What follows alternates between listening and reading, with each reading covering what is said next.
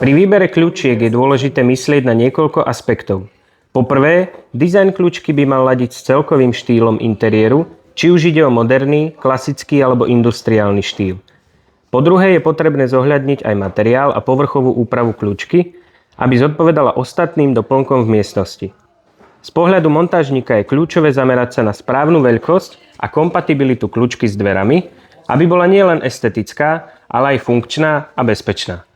Z pohľadu zákazníka je dobré, aby si vybral kľúčku, ktorá je pohodlná na používanie, odolná a zároveň ladí s jeho osobným vkusom. Medzi najväčšie chyby patrí napríklad výber nevhodného materiálu alebo nesprávna veľkosť kľúčky, čo môže ovplyvniť jej funkčnosť a estetiku.